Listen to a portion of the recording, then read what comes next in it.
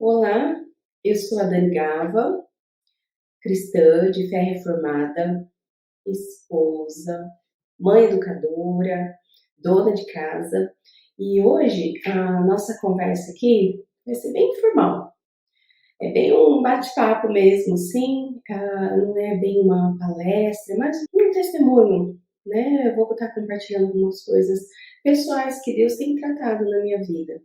O tema da minha palestra é Vivendo com a Suficiência das Escrituras.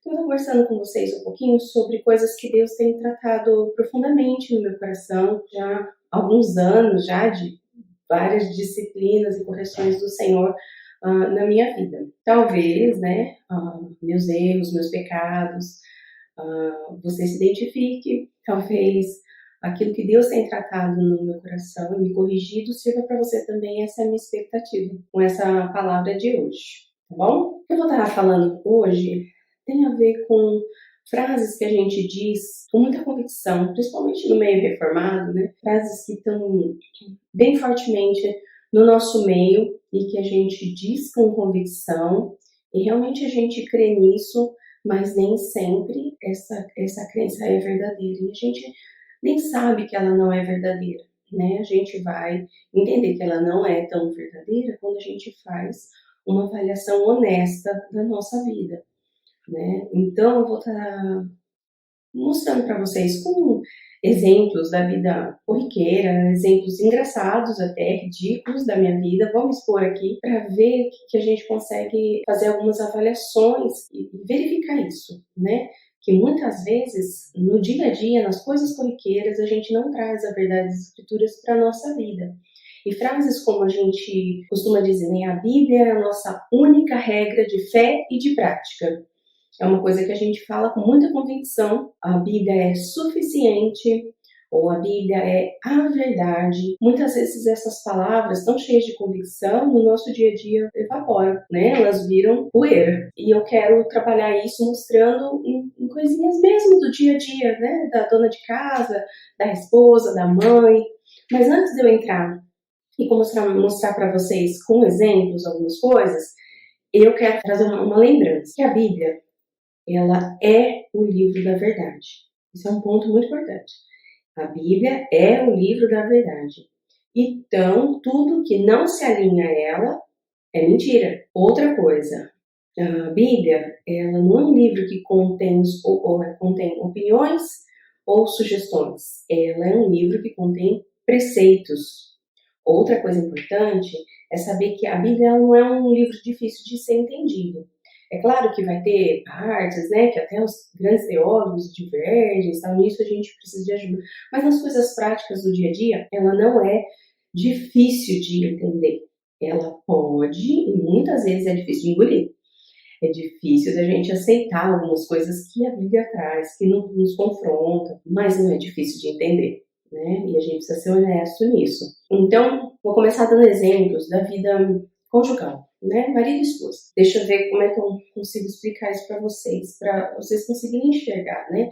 Com coisas ridículas, pequenininhas do dia a dia, a gente não traz a teologia para a vida, né? Provérbios 27, 15, 16 diz assim: a esposa briguenta é como gotejar constante num dia chuvoso. Detê-la é como deter o vento. Ou seja, é muito difícil parar essa mulher. E eu quero lembrar que isso aqui não é um elogio, isso aqui é uma exortação, não é uma coisa boa, então é uma exortação. O que a gente costuma fazer, nós mulheres em casa, né? A gente tem às vezes cria um hábito de brigar por tudo, né?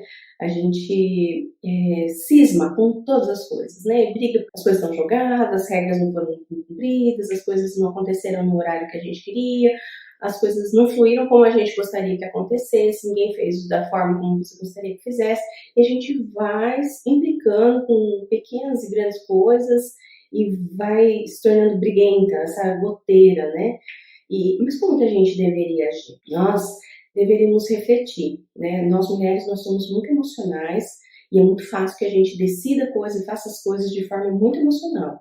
Por isso, sabendo disso, a gente precisa ser intencional em frear nossas emoções e trabalhar com perguntas lógicas, né?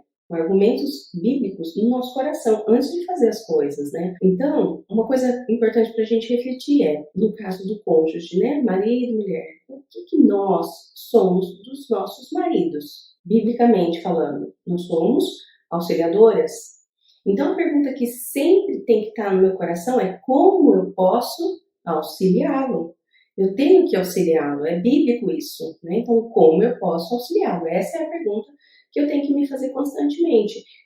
E o importante disso é saber o seguinte, que infelizmente os nossos maridos não vieram com uma bola de cristal, né? Não vieram, a gente gostaria, né? Que eles tivessem uma bola de cristal, porque muitas vezes, para nós, é óbvio que a gente quer que eles façam. É óbvio, não precisava dizer, não gostaria de dizer. Mas eu preciso dizer aqui para nós, mulheres, que não é óbvio. Aquilo que é óbvio para nós não é nada óbvio para eles. Então, realmente, precisamos dizer. Então, aqui a questão é como vamos dizer? Como auxiliadoras ou como goteiras? É uma escolha que a gente faz. E aqui eu vou dar um exemplo bem ridículo, gente.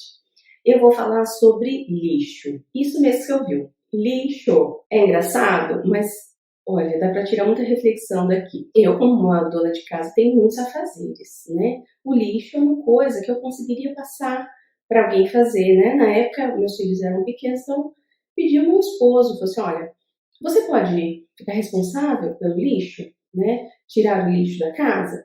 Eu estava realmente precisando tirar algum serviço, né? Eu estava bem tarefada, né? Como um marido maravilhoso que ele disse, lógico, posso, tiro o lixo para você. Ai, que bênção de marido. Pois bem, fiquei tranquila, descansei com relação ao lixo. Passou uma semana e aquele lixo começou a transportar. Cadê o retirador do lixo? Nada. Quando o lixo começou a querer transportar, eu falei, bem, não pedi para você tirar o lixo? Ele falou, nossa, é verdade, esqueci. Vou tirar. Beleza. Mais uma semana, começa o mesmo processo, começar a querer transportar o lixo, cadê o tirador do lixo?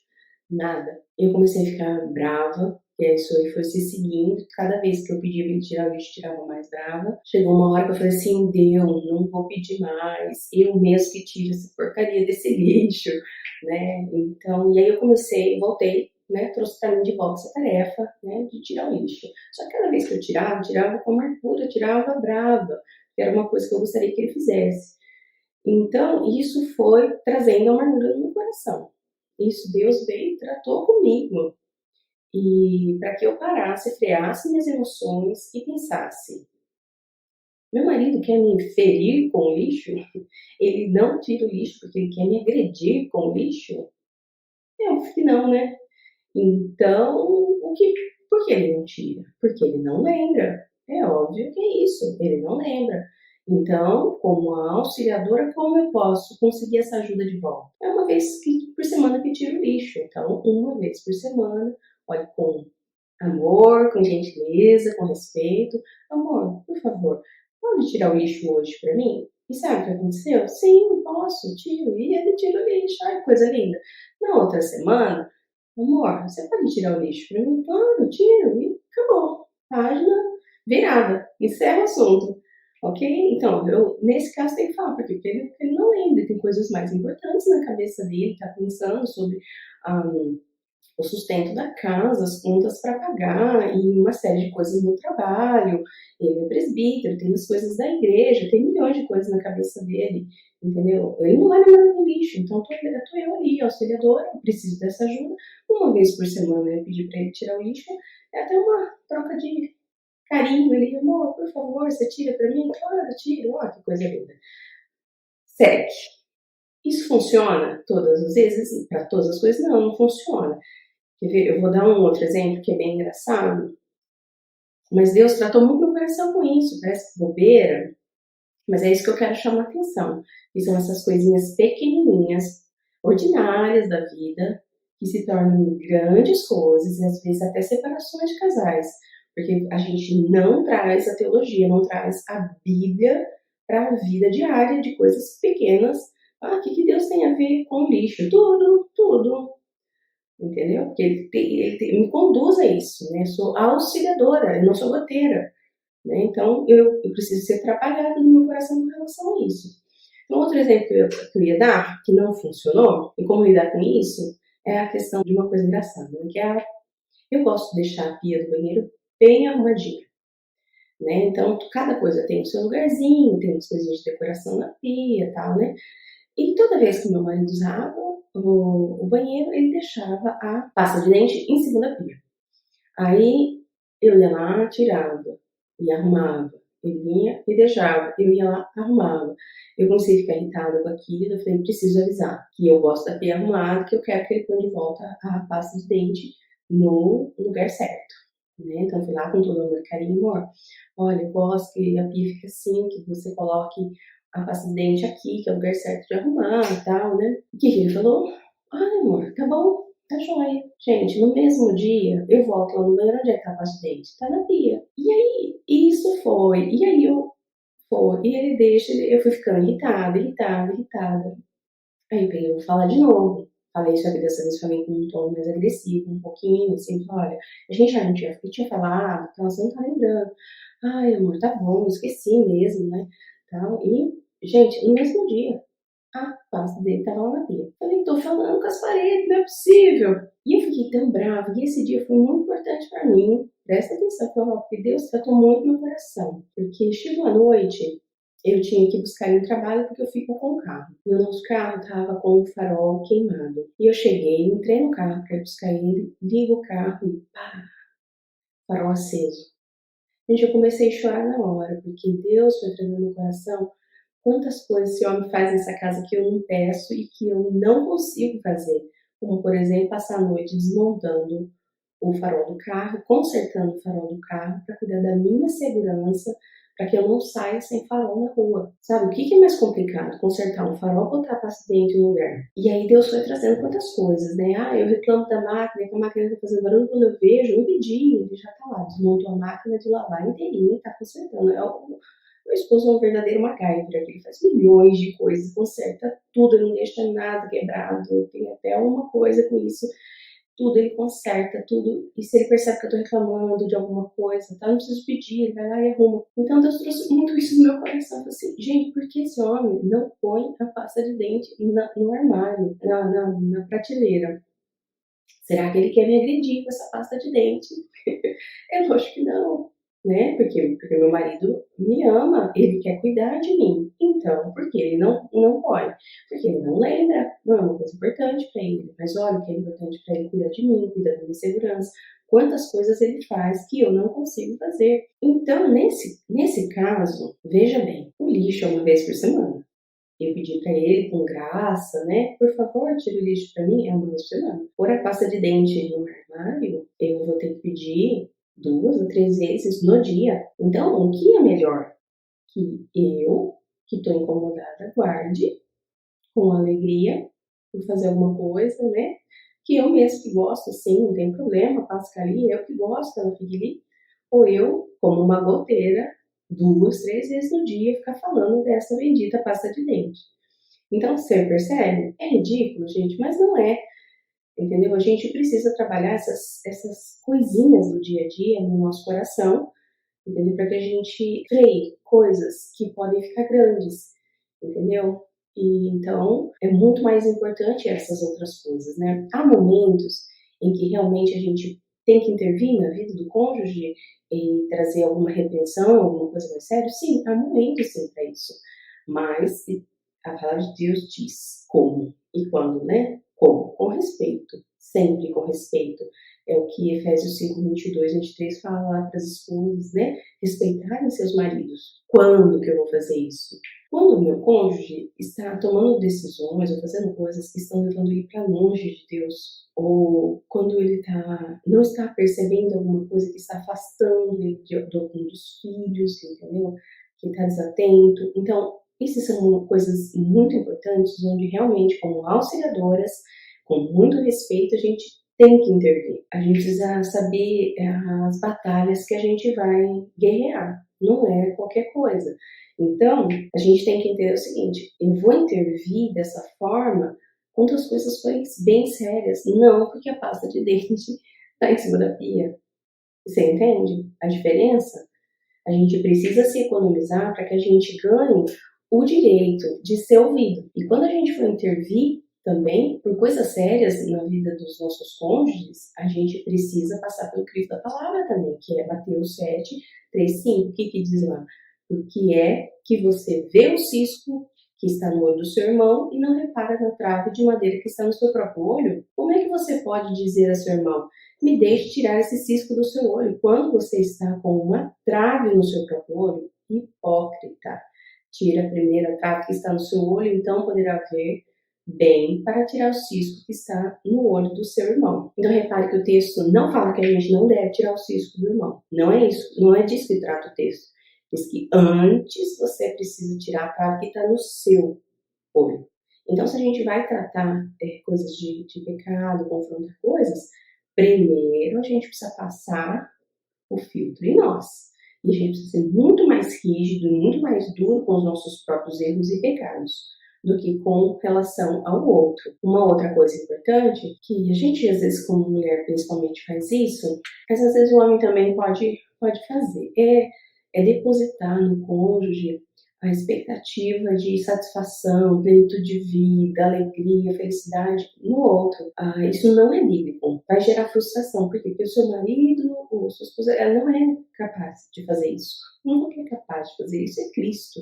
Você vai encontrar nossa satisfação, nossa plenitude, nossa alegria em Cristo. Os dois precisam caminhar na direção de Cristo, através das Escrituras, buscando conhecer a Deus para amá-lo mais, para ter prazer nele, para ter deleite nele.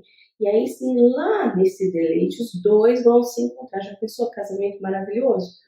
Né? Agora, se a gente costuma ignorar a palavra e caminhar na direção um do outro, buscando um do outro essa satisfação. E isso não é bíblico e isso vai gerar frustração. E muitas vezes aquilo vai se acumulando, né, pelas frustrações, pela falta de entrega, né, e acaba trazendo grandes problemas no casamento. O Salmo 1, para mim, é um salmo fantástico sobre essa questão de alegria, né? Porque ele fala assim, como é feliz aquele que encontra o marido perfeito? Não é disso que fala. Como é feliz aquele que não segue o conselho dos ímpios, não imita a conduta dos pecadores, não se assenta na roda dos honradores. Ao contrário disso, a sua satisfação está na lei do Senhor e nessa lei medita dia e noite.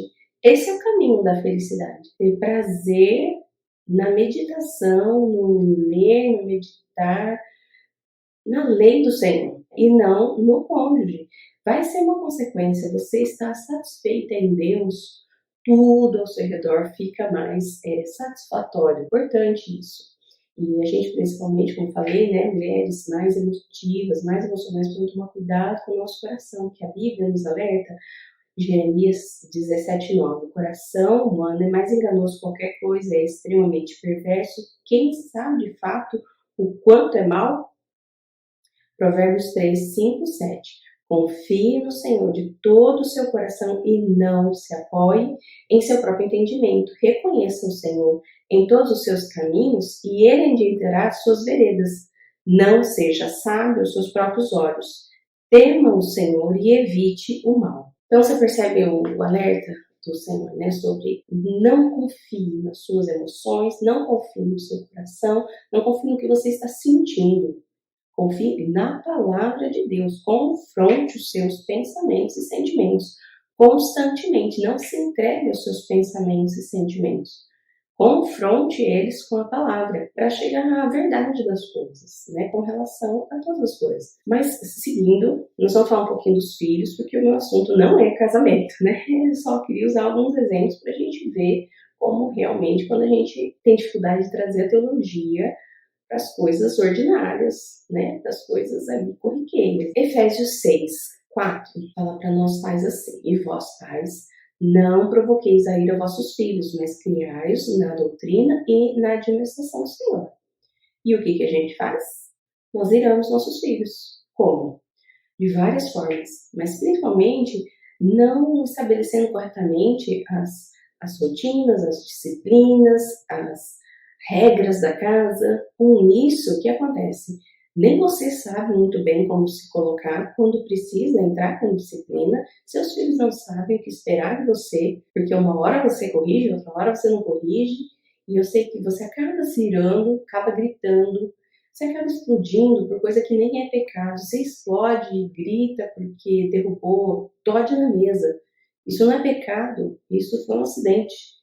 E às vezes você deixa passar pecados porque aquilo não te incomodou, entendeu? Aquilo não te causou transtorno. Então você deixa passar pecados perigosos na vida dos filhos. Então, o que a gente deveria fazer? A Bíblia diz, né? Criá-los na doutrina e na administração. Precisamos ensinar nossos filhos a desenvolver um relacionamento com Deus através da sua palavra.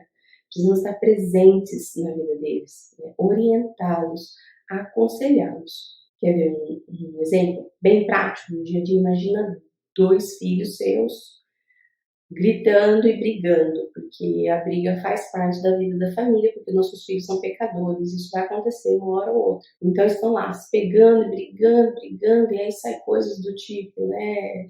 Eu não gosto mais de você, eu não quero ser seu irmão, nunca mais vou brincar com você. E aí você tem escolhas. Tem a disciplina da preguiça. A disciplina da preguiça faz assim: cada um vai pro seu quarto e só sai de lá quando se acalmar. Por que é a disciplina da preguiça? Porque você não se preocupou em restaurar o relacionamento deles com Deus e um com o outro, a enxergar pecado, nada disso. Eles interromperam seu momento sagrado de paz, eles te incomodaram, então você eliminou o problema que estava te incomodando. Mas não, você não tratou de coisas eternas, não agiu de maneira bíblica aqui. O que seria agir de maneira bíblica aqui? Seria cansativo, porque você teria que ir lá conversar com um filho primeiro e perguntar para ele: filho, é um exemplo, tá? Filho, quem fez você? Deus. Ele responde: para que Deus te fez, filho? Para a glória dele. Essa decisão sua de nunca mais brincar com o seu irmão é uma decisão que glorifica a Deus? Não, mãe. Mesmo assim você vai seguir com isso? Não, mãe. Filho, você consegue enxergar onde você pecou contra Deus e contra seu irmão o que aconteceu? Sim, mãe. Você leva seu filho a confessar pecado para Deus, restaurar o relacionamento dele com Deus e depois restaurar o relacionamento dele com o irmão. Isso é cansativo, porque você vai sair dali e você tem que fazer a mesma coisa com o outro. E deixa eu te falar uma coisa, que daqui umas 2, 3 horas vai acontecer outra coisa parecida.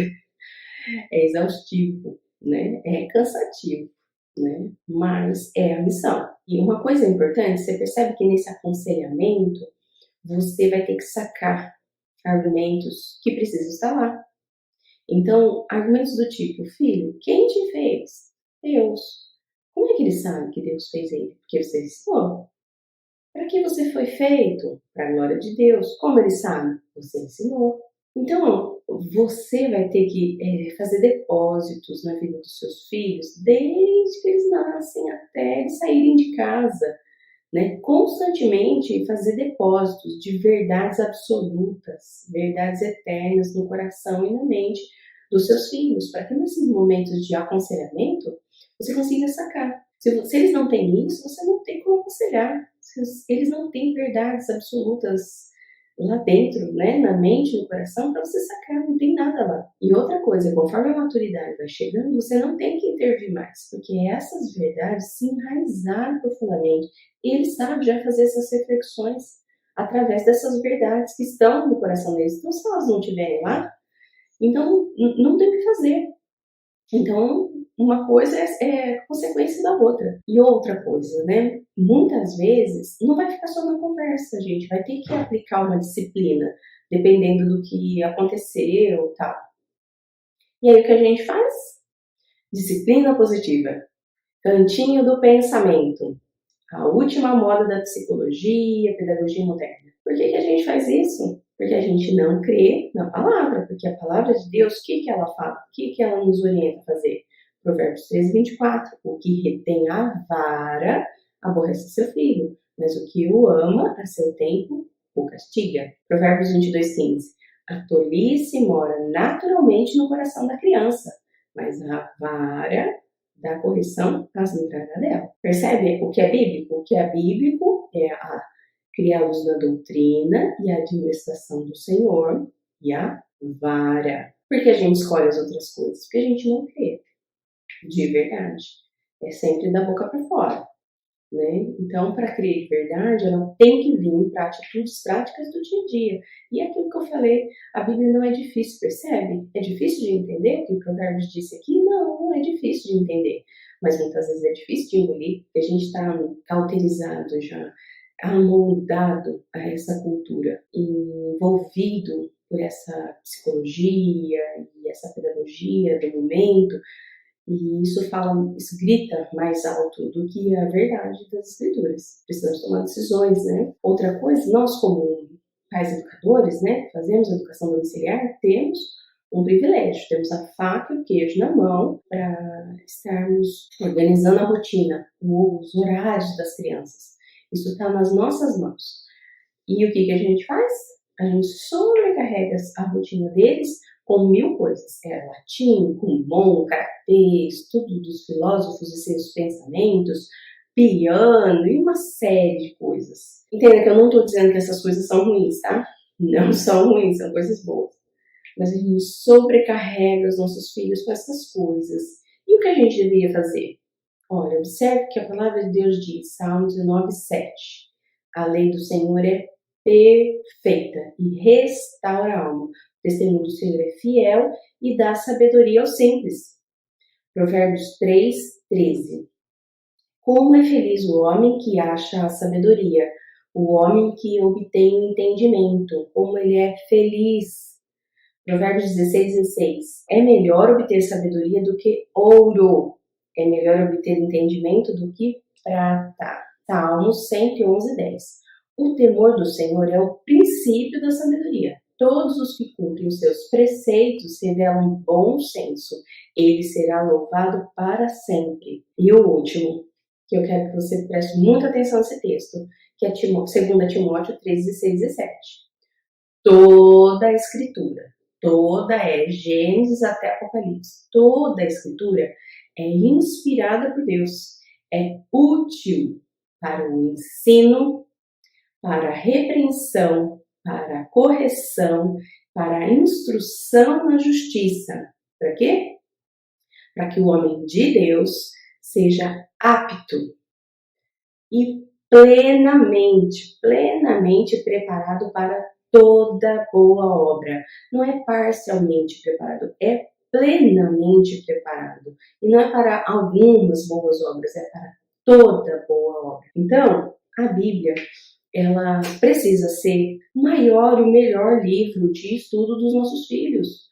É o lugar onde eles precisam gastar mais tempo estudando. Ou a gente não crê que essas coisas são verdade. Ou a gente crê que isso não é suficiente. Eu não estou dizendo que a gente tem que tirar as outras coisas. Não é isso. Mas a gente precisa dar prioridade àquilo que realmente tem prioridade e aquilo que realmente vai fazer diferença na vida deles, aquilo que é eterno. Mas vamos seguir, gente. Estou me alongando bastante aqui. Vamos ver se consigo acabar. Eu quero falar um pouquinho sobre o trabalho doméstico, tá? Que essa é uma coisa que envolve muito a nossa vida. E a gente já conhece Tito 2, 3, 5, um texto famoso, né, muito conhecido pelas mulheres, onde Paulo está exortando a Tito que ensine as mulheres mais velhas a cuidarem das mais novas, a serem boas esposas, boas mães, boas donas de casa. A outro texto fala trabalhar no lar para que a palavra de Deus não seja envergonhada. Então, trabalhar no lar, trabalhar em casa, é algo que honra a Deus.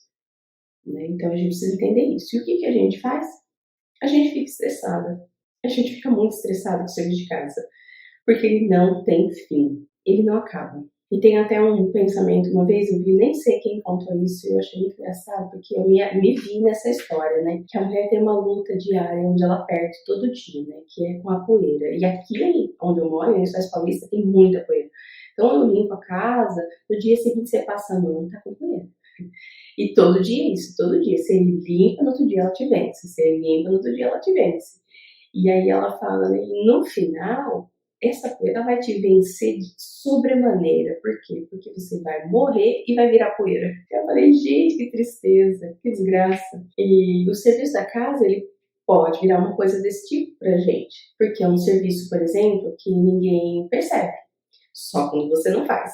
Então, se você for trabalhar para o resultado, vai ser muito frustrante, vai ser muito estressante e vai acabar com você, né? Então, o que a gente deveria fazer? O que 1 Coríntios 10:31 nos ensina. Assim, quer vocês comam, bebam, façam qualquer outra coisa, façam tudo para a glória de Deus. Então, a gente precisa desenvolver uma vida de gratidão. Como que a gente faz isso com o serviço da casa? Freando novamente, que eu falo, sabe? Nossas emoções, nossos sentimentos e trazendo raciocínio lógico e bíblico. Estou organizando a minha casa. Por que eu estou organizando essa casa? Porque eu tenho uma casa. Deus me deu uma casa para organizar. Estou lavando uma louça suja. Por que ela está suja? Porque nós comemos, tinha comida, né? E a comida sujou. Quem que sujou? Quem sujou? O marido, os filhos que o Senhor me deu, né? Olha quantas coisas, né? Quantos motivos de gratidão. Então a gente precisa trabalhar não com foco, eu não vou limpar para que fique limpo, eu vou limpar para sujarem de novo, eu vou cozinhar para comerem, né? E assim vai. Para quê? Para a glória de Deus. Esse é o serviço que Deus me deu, a casa, os filhos, e tem me dado mantimento, e aí eu vou fazendo essas coisas para a glória de Deus, porque Deus tem me dado essas coisas.